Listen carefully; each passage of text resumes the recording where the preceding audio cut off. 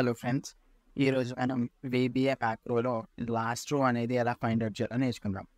So ఈ last రో find out చేయడం వల్ల మనకి యూజ్ ఏంటంటే, మీరు ఒక డేటాని ఒక ప్లేస్ నుంచి ఇంకో ప్లేస్కి కాపీ పేస్ట్ చేసేటప్పుడు మీరు లాస్ట్ రో అనేది ఫైండ్ అవుట్ చేస్తే మీకు మ్యాక్రో అనేది ఈజీగా డేటా ఎక్కడ వరకు కాపీ చేయాలి అనేది అర్థమవుతుంది అనమాట. అంటే ఒకవేళ మీకు డేటా అనేది 10th రో వరకు ఉంది అనుకోండి, మీకు ఫస్ట్ టైం మ్యాక్రోలో ఒకవేళ 10th రో అని ఫిక్స్ చేశారు, బట్ డేటా అనేది 20 కానీ 25 కానీ ఇలా ఇంక్రీజ్ అయినప్పుడు మ్యాక్రోలో మీరు ఒకవేళ రో అనేది ఫిక్స్ చేసి ఉంటే ప్రతిసారి ఓన్లీ 10th వరకే మీకు వాల్యూస్ అనేవి కాపీ అవుతాయి, వేరే దగ్గర పేస్ట్ అవుతాయి. బట్ లాస్ట్ రో అనేది మీరు ఫైండ్ అవుట్ చేస్తే మీకు ఆటోమేటిక్గా డేటా అనేది ఎవ్రీ టైం డైనమిక్గా ఎంతవరకు లాస్ట్ రో ఉందో అంతవరకు డేటా అనేది కాపీ పేస్ట్ అవ్వడం జరుగుతుంది.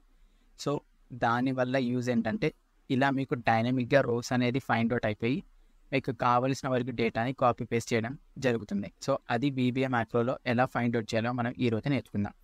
సో మీ కీబోర్డ్లో Alt+F11 ప్రెస్ చేయండి, మ్యాక్రో విండో ఓపెన్ అవుతుంది. సో దీంట్లో మీరు మ్యాక్రోని స్టార్ట్ చేయడానికి సబ్ అని స్టార్ట్ చేయండి. దాని తర్వాత మ్యాక్రో నేమ్ ఫైండింగ్ లాస్ట్ రో. సో ఇక్కడ మ్యాక్రో నేమ్ అనేది మీ ఇష్టం వచ్చిన మ్యాక్రో నేమ్ ఇవ్వచ్చు. దాని తర్వాత నేను ఎంటర్ ప్రెస్ చేశాను. ఎంటర్ ప్రెస్ చేయగానే మీకు ఆటోమేటిక్గా మ్యాక్రోకి ఎండ్ సబ్ అనేది రావడం జరిగింది. సో ఇది మనకి స్టార్టింగ్ మ్యాక్రో లైన్, ఇది ఎండింగ్ మ్యాక్రో లైన్. సో ఈ మిడిల్ స్పేస్లో మనకి కావాల్సిన కోడ్ అనేది రాసుకోవచ్చు. సో దీంట్లో నేను కొంచెం స్పేస్ ఇచ్చేసి ఇక్కడ మనం ఫస్ట్ మ్యాక్రోని అంటే మనకి లాస్ట్ రోని ఫైండ్ అవుట్ చేయడానికి మన వాల్యూని ఒక దగ్గర స్టోర్ చేసుకోవాలి. సో ఆ స్టోర్ చేసే ప్లేస్ని మనం వేరియబుల్ అని చెప్పేసి అంటాం అనమాట.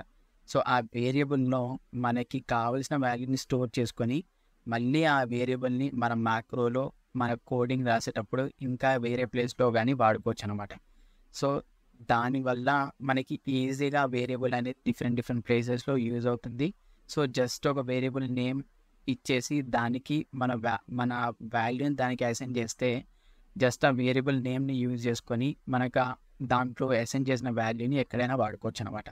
సో దానికోసం అంటే వేరియబుల్ని మనం ఫస్ట్ డిక్లేర్ చేయాలి. సో దానికోసం మనం ఏం చేయాలి అంటే టిమ్ స్పేస్ మన వేరియబుల్కి ఏదో ఒక పేరు ఇవ్వాలి. సో నేను LR అని ఇస్తున్నా, లాస్ట్లో ఫైండ్ అవుట్ చేస్తున్నాను కాబట్టి LR అని ఇస్తున్నా.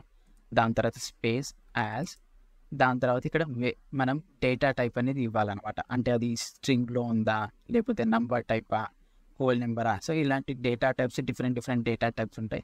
సో నేను దీన్ని వేరియంట్ అని ఇస్తున్నా. అంటే మనకి ఇది ఏదైనా కానీ అంటే నేమ్లో స్ట్రింగ్లో ఉన్నా లేకపోతే నెంబర్లో ఉన్నా ఆటోమేటిక్గా ఏ డేటా టైప్ అయినా ఆటోమేటిక్గా తీసేసుకుంటుంది అనమాట వేరియంట్ అంటే. సో డిమ్ LR అనేది వేరియబుల్ నేమ్ యాజ్ వేరియంట్ అని ఇచ్చా. దాని తర్వాత నెక్స్ట్ స్టెప్లో LR అంటే మన వేరియబుల్ ఈక్వల్స్ టు.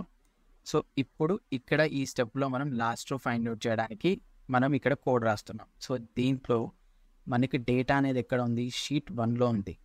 సో ఇక్కడ మనకి చూసుకుంటే సోర్స్ అనే దాంట్లో మనకి డేటా అనేది ఉంది, అంటే షీట్ 1లో. సో షీట్ 1 డాట్ అని ఇవ్వగానే మనకి దానికి సంబంధించిన యాక్షన్స్ అన్నీ ఇక్కడ వచ్చాయి. సో దీంట్లో మనకి డేటా అనేది టూ కాలమ్స్లో ఉంది. అంటే ఫస్ట్ A కాలంలో ఉంది, B కాలంలో డేటా ఉంది. సో మనం ఏదో ఒక కాలం బేస్ మీద లాస్ట్ రో అనేది ఫైండ్ అవుట్ చేయొచ్చు అనమాట. అంటే A కాలం బేస్ మీద కానీ B కాలం బేస్ మీద కానీ ఇలా మీరు మల్టిపుల్ వేస్లో మీరు లాస్ట్ రో అనేది ఫైండ్ అవుట్ చేయొచ్చు. బట్ ఈరోజు నేను ఈజీ మెథడ్స్తో మీకు లాస్ట్ రో అనేది ఎలా ఫైండ్ అవుట్ చేయాలో నేర్పిస్తాను. సో దాని తర్వాత రేంజ్. ఈ రేంజ్ అంటే మనకి ఏ రేంజ్ అంటే ఏ కాలమా B కాలమా, దీని ఒక సెట్ ఆఫ్ రేంజ్ అంటారు అనమాట.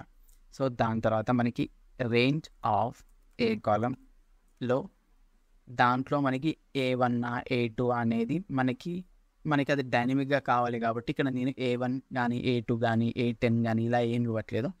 డైరెక్ట్ నేను యాంపర్సెంట్ రోస్ డాట్ కౌంట్ అంటే ఏ కాలంలో రోస్ ఎన్ని ఉన్నాయో కౌంట్ చేయాలి. Dot and excel up dot రో.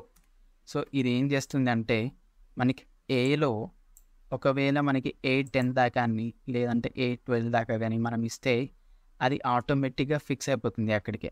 బట్ మనం ఇక్కడ ఏం చేస్తున్నామంటే A&, అంటే ఇక్కడ కంకాంటినేట్ చేస్తున్నాం. రోస్ డాట్ కౌంట్, ఏ కాలంలో ఎన్ని రోస్ ఉన్నాయో కౌంట్ చేయాలి. ఎలా కౌంట్ చేయాలి? Dot end excel up.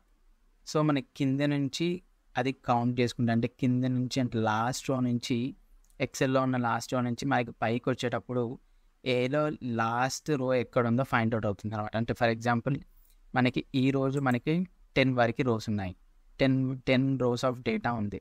So అది ఎలా ఫైండ్ అవుట్ అవుతుంది అని అంటే, ఇక్కడ నుంచి అంటే ఇది కిందికి వెళ్ళిపోయి పైకి వచ్చినప్పుడు మనకి ఇక్కడ 10th రో వరకు డేటా ఉంది. ఫర్ ఎగ్జాంపుల్ మనకి ఇక్కడ సెకండ్ డే మనకి ఇక్కడ వరకు డేటా ఉంది. సో మళ్ళీ కింద నుంచి పైకి వచ్చినప్పుడు, అంటే ఎండ్ ఎక్సెల్ నుంచి అప్ వచ్చినప్పుడు మళ్ళీ మనకి 13th రో వరకు డేటా ఉంది. సో ఇలా అది డేటా అంటే లాస్ట్ రో అనేది ఫైండ్ అవుట్ చేస్తుంది.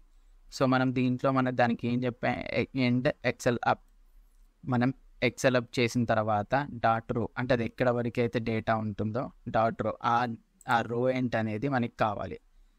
సో ఆటోమేటిక్గా ఆ రో నెంబర్ అనేది మనకి రావడం జరుగుతుంది. సో ఈ మ్యాక్రోని మనం స్టెప్ బై స్టెప్ రన్ చేసి చూద్దాం మనకి వాల్యూ అనేది ఎంత వస్తుంది అనేది. So macaroni step by step run చేయడానికి మీకు F8 అనేది కీబోర్డ్లో ప్రెస్ చేయండి. F8 అనేది ప్రెస్ చేయగానే ఆటోమేటిక్గా మీకు ఎల్లో కలర్ లైన్తో మ్యాక్రో రన్ అవ్వడం స్టార్ట్ అయింది. మళ్ళీ F8 ప్రెస్ చేయండి, సెకండ్ లైన్లోకి వచ్చింది. మళ్ళీ F8 ప్రెస్ చేయండి, ఈ లైన్ మీకు రన్ అయిపోయింది. ఇప్పుడు LR మీదకి మీరు మౌస్ అనేది ఓవర్ చేస్తే మీకు 10 అనేది చూపెడుతుంది. 10 అనేది ఏంటి, మీకు వాల్యూ అనేది 10లో ఉంది కాబట్టి ఇది మనకి లాస్ట్ రో అని చెప్పేసి చూపెడుతుంది. ఫర్ ఎగ్జాంపుల్ నేను ఇక్కడ ఇంకొక 2 రోస్ యాడ్ చేశాను. సో దీని మ్యాక్రోని స్టాప్ చేస్తున్నా, మళ్ళీ F8 అనేది ప్రెస్ చేసి స్టెప్ బై స్టెప్ చెక్ చేస్తున్నాను. సో ఇప్పుడు ఆటోమేటిక్గా మనకి లాస్ట్ రో అనేది 12 అని చూపెడుతుంది. సో ఇలా మీరు డైనమిక్గా లాస్ట్ రో అనేది ఫైండ్ అవుట్ చేసి వాల్యూస్ని కాపీ పేస్ట్ చేసేటప్పుడు ఈజీగా ఒక ప్లేస్ నుంచి ఇంకో ప్లేస్కి మీరు వాల్యూస్ని ఈజీగా ఎక్కడ వరకు కావాలో అక్కడ వరకు మీరు డేటాని కాపీ పేస్ట్ చేసుకోవడానికి ఛాన్స్ ఉంటుంది. So thanks for watching the video. Please subscribe to my channel. Thank you.